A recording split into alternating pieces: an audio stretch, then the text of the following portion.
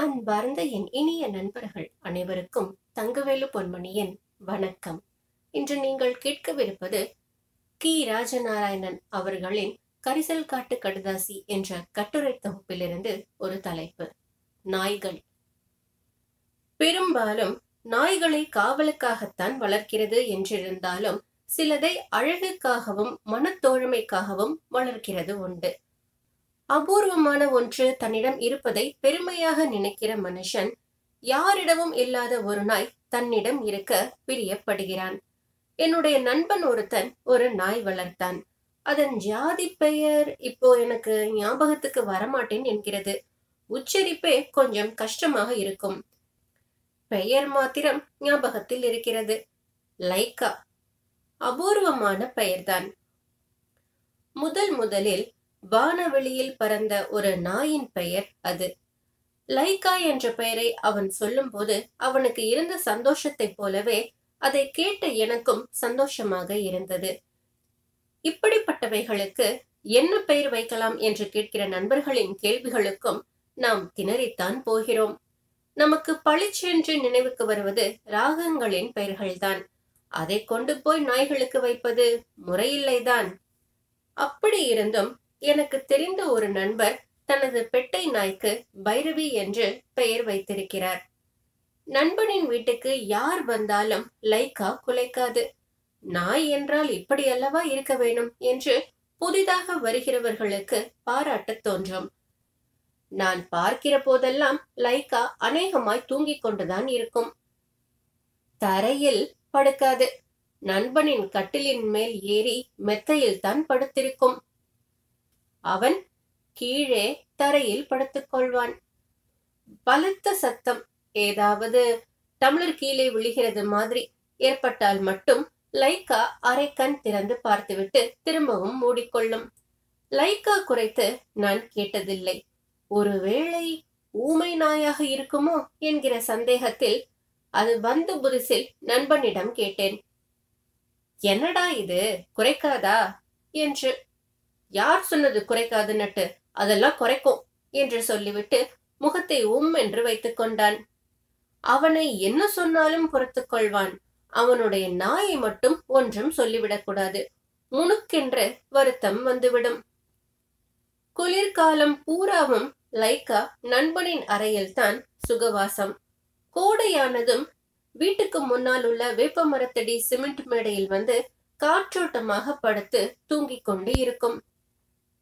கிராமத்தில் மனுஷாட்கள் பகலில் படுத்தாலே, ஏய் என்ன ராத்திரி பூராவும் கிடைக்காவலுக்கு போயிருந்தையா என்று கேட்டு கெண்டை பண்ணுவார்கள். கிடைக்காவலுக்கு போனால் விடிய விடிய கண் அசர முடியாது. ஓநாய் நரி வந்து ஆடுகளை கொண்டு போய்விடும். 2 கால்பட்ட ஓநாய்களும் வரும். மகசூல் பக்கத்தில் இருந்தால் ஆடுகள் அதில் போய் கடிக்கும், மேய்ந்து விடும். கிடைக்காவல் என்பது ராத்திரி பூரா முழித்துக் கொண்டே இருக்க வேண்டிய ஒன்று. பகலில் படுத்து தூங்குவதெல்லாம் கிராமத்தில் நடக்காது.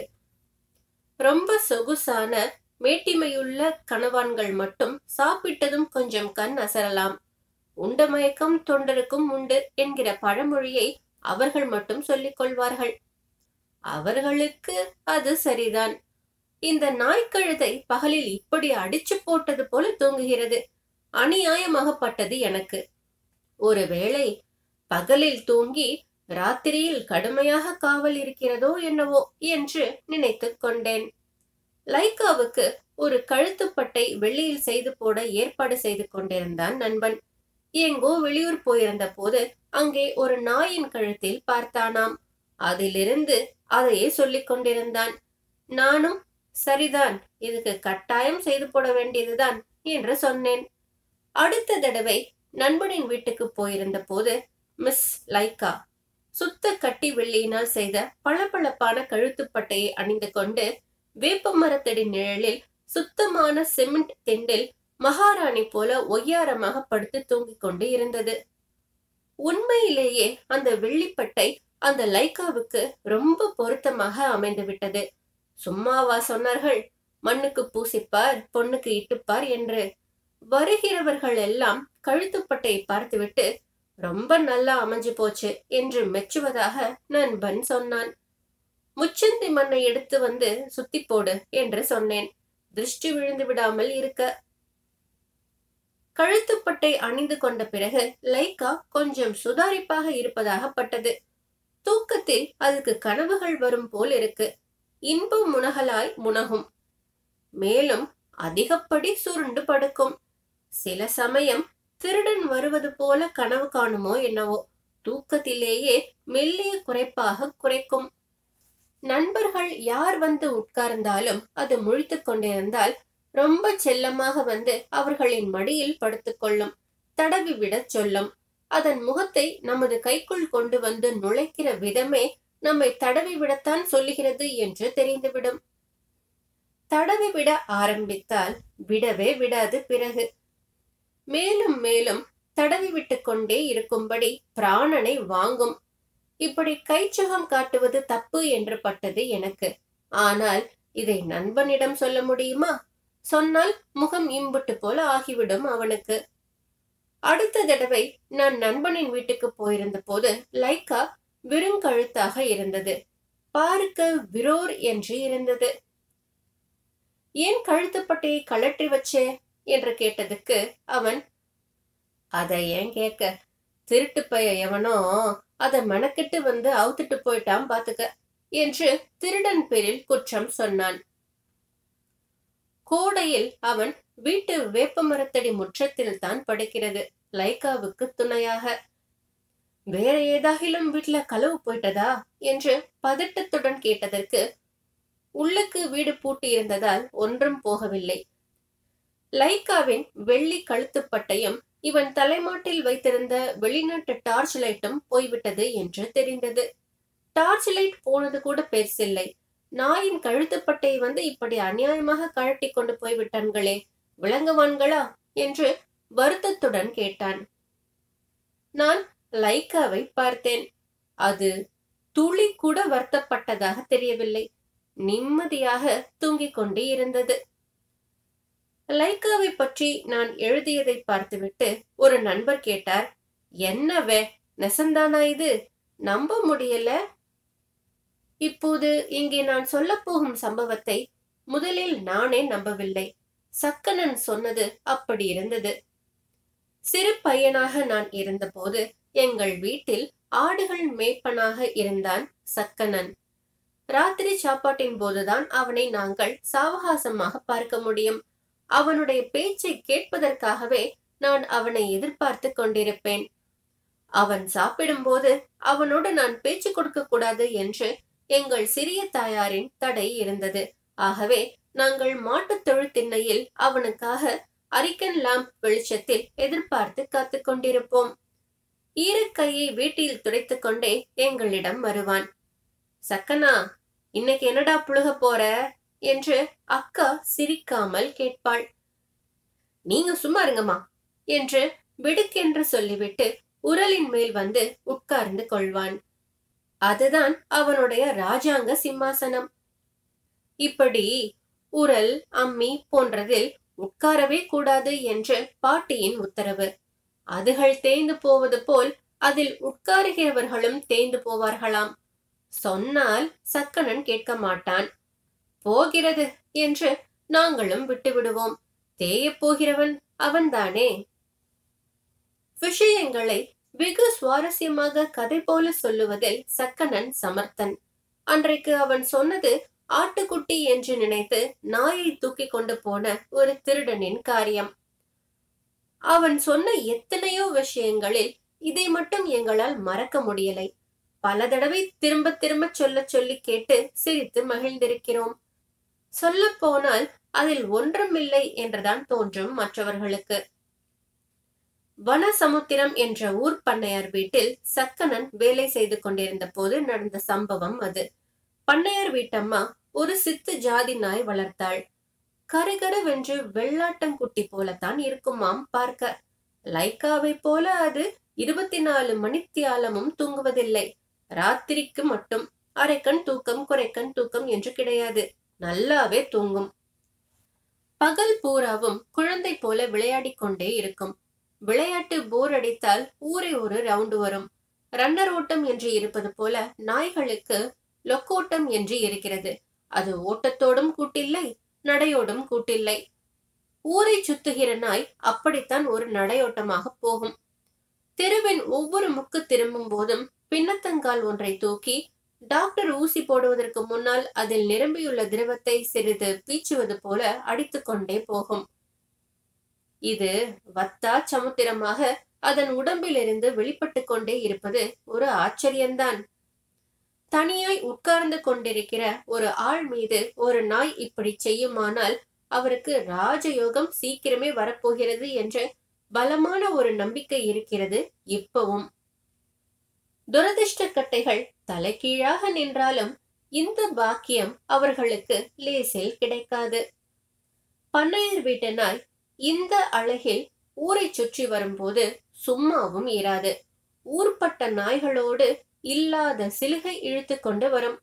மொரட்டு நாய்களை பார்த்து விட்டால் தொலைந்தது. வாலை மடக்கி கொண்டு வந்து விட்டால் அதுகள் இதை விட்டுவிடும். ஆனால் இதுவோ பண்ணையார் வீட்டு நாய் அல்லவா? வாலை மடக்கினால் சோறு போட்டவர்களுக்கு என்ன மதிப்பு? மேல் வரிசை பற்கள் தெரிய உதட்டை மட்டும் உயர்த்தி சக்கனன் அதை போலவே வாயை வைத்துக்கொண்டு வவ் வவ் என்று கழுத்தை திருப்பி ஒரு லொல் சொல்லி காட்டுவான். தம்பி தங்கைகளுக்கு குஷி. அவ்வளவுதான். எல்லா நாய்களும் சேர்ந்து கொண்டு இதை புரட்டி புரட்டி எடுக்கும். பண்ணையம்மா தனது செல்ல நாயின் அவலக்குரல் கேட்டு அவ்வளவு பெரிய உடம்பையும் எடுத்துக்கொண்டு ஓடோடியும் வருவாள்.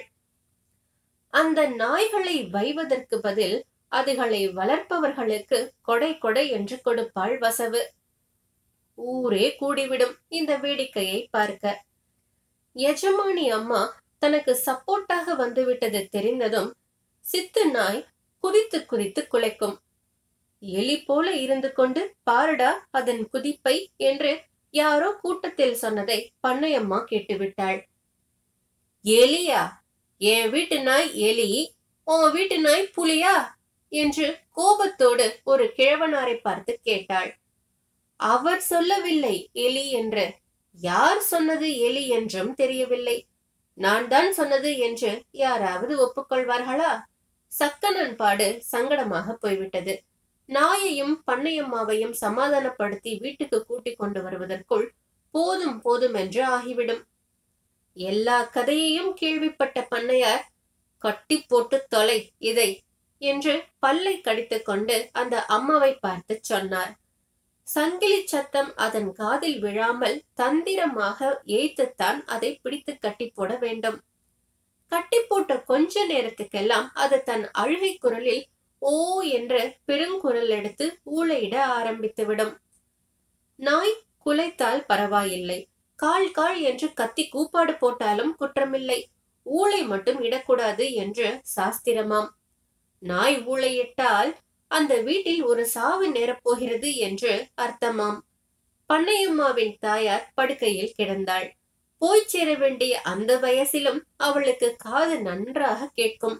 தீனமான குரலில் மகளிடம் அந்த நாயை அவுத்துவிட சொல்லு என்று கேட்பாள்.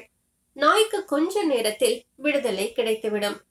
பிறகு பழைய குருடிதான் தன்னை அவிழ்த்து விட்டு விட்டார்கள் என்கிற சந்தோஷத்தில் அந்த நாய் ஒரு குழந்தையை போல் குதியாளம் போடும்.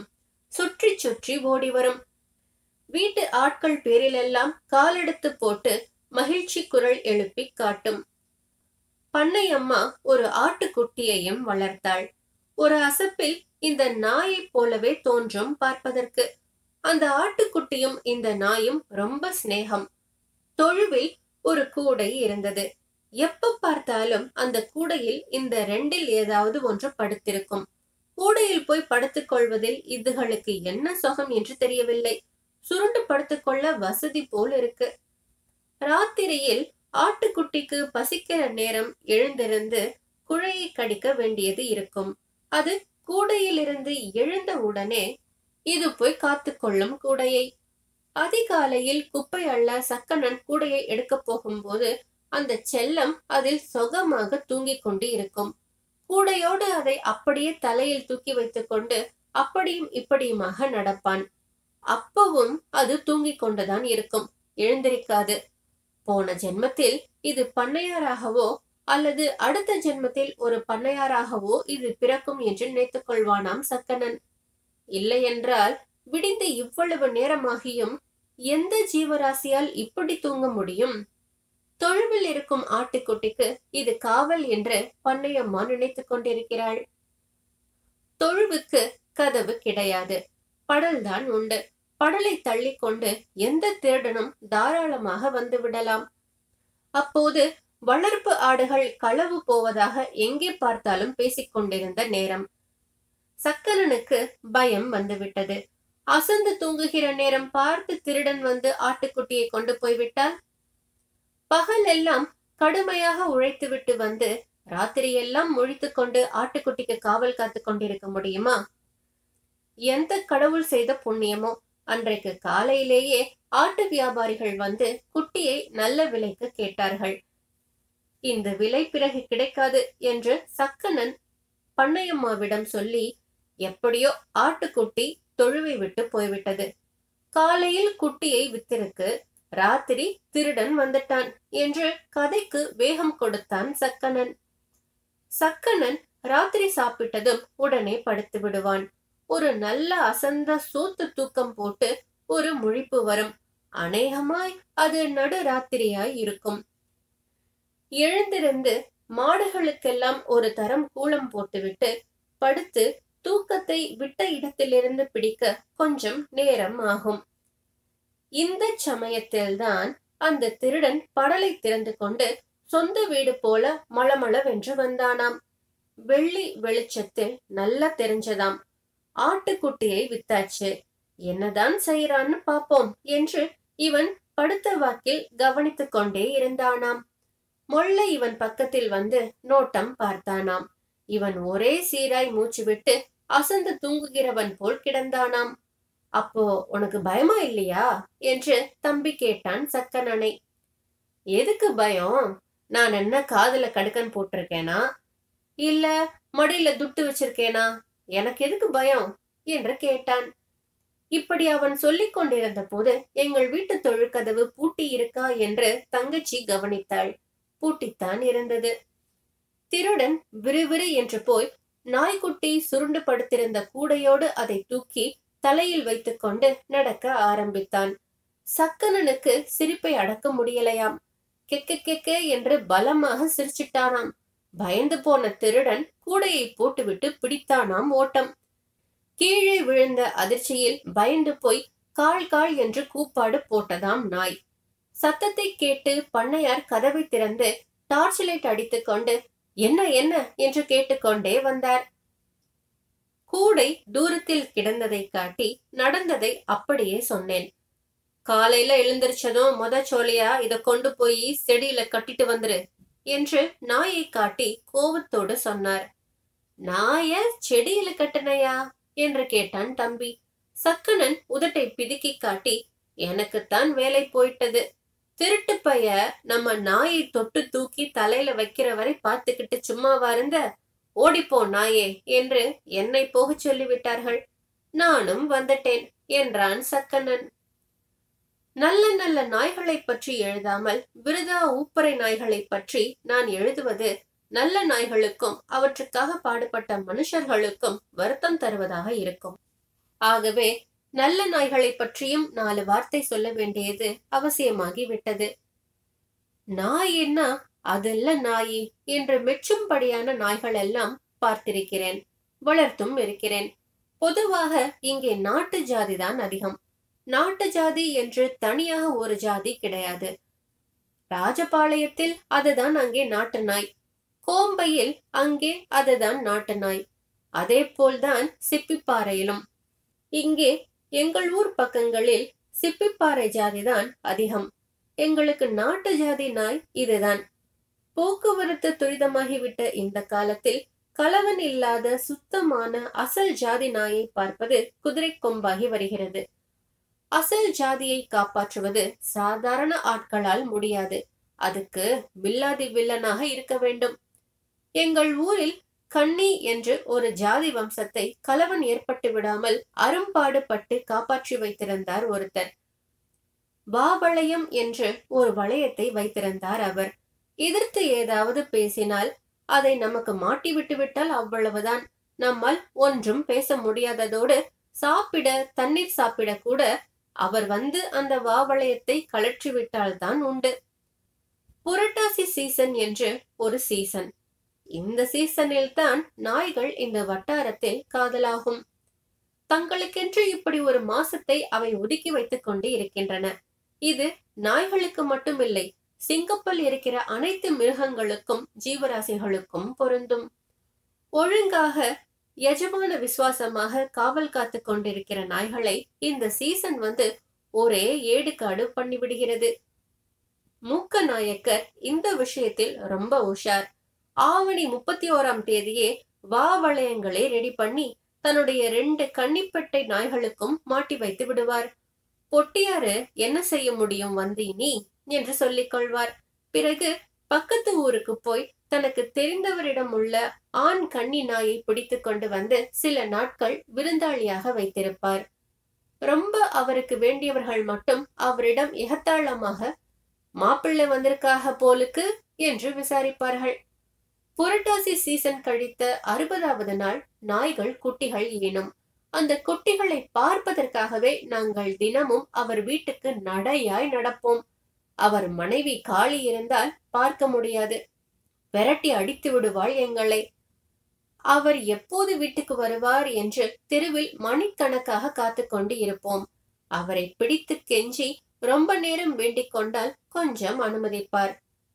கண் திறக்காத குட்டிகள் அதன் தாய் இருக்குமிடம் ஊர்ந்து நகர்ந்து சென்று முகத்தாலேயே மடியை தேடி பால் குடிப்பதை பார்த்து கொண்டே இருக்கலாம். அப்போது அவை ஒரு இன்ப முனகல் முனகும். குட்டிகளோடு நாய் இருக்கும்போது நாங்கள் போனால் அது எங்களை தலையை தூக்கி பார்க்கும் பார்வையே இப்படி சொல்லும். எங்கடா வந்தீக கழுதப்பயல்களா, வேற சோழியே கிடையாதோ? வீட்டுக்காரர்கள் மாத்திரம் எங்களுக்கு பக்கத்தில் இல்லை என்றால் அது எங்களை குதறி கந்தல் கந்தலாக்கி போட்டுவிடும். குட்டி போட்ட மிருகங்களின் கோபாவேசம் அப்படி. நாயின் பால்சாரத்துக்கு தக்கபடி குட்டிகளை வைத்துக்கொண்டு பாக்கி குட்டிகளை கொண்டு போய் தண்ணீரில் போட்டு விடுவார்கள். தண்ணீரில் கொண்டு போய் போடுகிற அந்த கண்காட்சியை பார்க்க நாங்களும் அவரோடு போவோம். குட்டி போட்ட அன்றே இவர்கள் இந்த காரியத்தை செய்வதில்லை. அப்படி செய்வது பாவமாம். பிறந்ததுக்கு 2-3 நாளாவது அதிக பெத்த தாய்ட்ட தாய்ப்பாலு குடிச்சுக்கிட வேண்டாமா?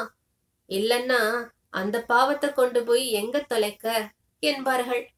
உயிரை போக்குவதற்கும் இவர்கள் சில கட்டுத்திட்டங்கள் வைத்திருக்கிறார்கள். உண்ணும் போது, உறங்கும் போது, சுகிக்கும் போது என்பவையோடு இதையும் சேர்த்துக் கொள்ள வேண்டும். குட்டிகள் கண் திறக்க 10 நாட்கள் ஆக வேண்டும். கண் திறப்பதற்குள் கொண்டு போய் போட்டுவிட வேண்டும் என்பார்கள். தண்ணீல கொண்டு போய் போடுறதுல எனக்கு ஒண்ணு தாங்க மாமா என்று அவரிடம் மன்றாடுவேன். எப்படியாவது அதில் ஒரு குட்டியை வாங்கிவிட வேண்டும் என்று. அழுத்தமும் கல் நெஞ்சமும் கொண்ட அவர் தர மறுத்து விடுவார். அப்போது எங்கள் மனசு ரொம்ப கஷ்டப்படும். தவளையை கல்லால் நைப்பது போல அவரை நைக்க வேண்டும் போல இருக்கும். குட்டிகளை கொண்டு போய் ஒரு பாடாவதி பாழ்கிணற்றில் பாசி மூடிய அழித்தண்ணீரில் போட்டுவிட்டு திரும்பி பார்க்காமல் நடையை கட்டுவார். உள்ளே இறங்கி ஒரு குட்டியை எடுத்துக்கொண்டு போகலாம் என்றால் அந்த கிணற்றுக்கு படிக்கட்டுகள் கிடையாது. நாய்க்குட்டிகளை கொண்டு வந்து போடுவதற்கென்றே அந்த கிணற்றை தோண்டி வைத்திருப்பார்கள் போல் இருக்கிறது. ஊருக்கு ஒரு கிணறாவது தப்பாமல் இப்படி இருக்கும், நாய்க்குட்டிகளை போட என்று. தண்ணீரில் விழுந்தவுடன் அந்த குட்டிகள் மூழ்கி விடுவது இல்லை. சிறிது தூரம் நீச்சல் அடித்து நகர்ந்து போகும்.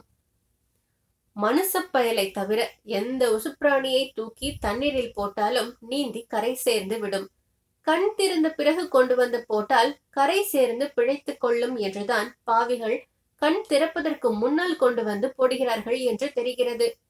ஒரு நாய் சாதியில் கலவன் ஏற்பட்டு விடாமல் இருக்க என்ன கொடூரம் செய்தாவது அதன் சுத்தத்தை காப்பாற்றுகிற மனுஷப்பயல் தன் சொந்த ஜாதி விஷயத்தில் எப்படி இருப்பான் என்று சொல்லவும் வேண்டுமா? திருவாளர் மூக்க நாயக்கர் இப்போ இல்லை. அவர் இறந்ததே ஒரு விசித்திரம். சாவதற்கு முன்னால் அவர் தன் மனைவியை பார்த்து ஊளையிட்டாராம். நாய் போலவே லொல் லொல் என்று குலைத்தாராம். கடிக்க கடிக்க போனாராம். நாய் கடித்து வெறி பிடித்து விட்டது என்று சொன்னார்கள். பாம்பு வளர்ப்பவனுக்கு பாம்பினாலேதான் சாவு என்பது போல நாய் வளர்த்தவருக்கு நாயினாலேயே வந்தது சாவு. அவர் இருக்கும் வரை அவரை தேடி கார் போட்டுக்கொண்டு பெரிய பெரிய மிட்டா ஜமீன் மிராசுகள் எல்லாம் வந்தார்கள். மணிக்கணக்காக காத்து கொண்டிருப்பார்கள் அவரை பார்க்க. அவரிடம் ஒரு நாய்க்குட்டி வாங்க தபஸ் இருப்பார்கள். காசு பணம் வாங்க மாட்டார் மூக்கநாயக்கர். தன்னை தேடி பணம் பெத்த மக்க மனசால் வருவதே போதும் அவருக்கு. கன்னி வம்சத்தில் துளி கூட கலவன் ஏற்பட்டு விடாமல் இருக்க ஈவு இரக்கம் இல்லாமல் வாழ்நாளெல்லாம் ஒரு போராட்டமே நடத்தினார். கன்னி நாய்கள் பேசுமானால் ஒரு மாநாடை கூட்டி அவருக்கு ஒரு சிலை திறப்பு விழாவே செய்யும். அவ்வளவுக்கு பாடுபட்டிருக்கிறார். பாவி மட்டை அந்த ஜாதிக்கு. எங்க அப்பாவுக்கு ஒசந்த ஜாதி நாய்கள் பேரில் பிரியம் கிடையாது. நாட்டு நாய்கள் தான் பிடித்தம் அவருக்கு. பருத்தியிலும் கூட நாட்டு பருத்தியைத்தான் பயிர் செய்வார். நக்கலமுத்தம்பட்டி என்று ஒரு கிராமம், சிப்பிப்பாறைக்கு பக்கத்தில். மாடுகளுக்கு கூளம் வாங்குவதற்காக வண்டி போட்டுக்கொண்டு அந்த ஊருக்கு போயிருந்தோம். கூளம் கொடுத்தவர் எங்களுக்கு சொந்தக்காரர். எங்களுடைய வண்டி போதாததால் அவர்களுடைய வண்டியிலும் பாரம் வைத்தோம். அவர்களுடைய வீட்டில் நாய் குட்டி போட்டு இருந்தது. எல்லா குட்டிகளும் போக ஒரு குட்டி மட்டும் தாயிடம் பால் குடித்து கொழு கொழு என்று பார்க்க அழகாக இருந்தது. அதை பார்த்ததும் கொண்டு போக வேண்டும் என்று ஆசை வந்துவிட்டது.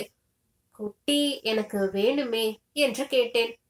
கொண்டு போ என்று சொல்லிவிட்டார்கள்.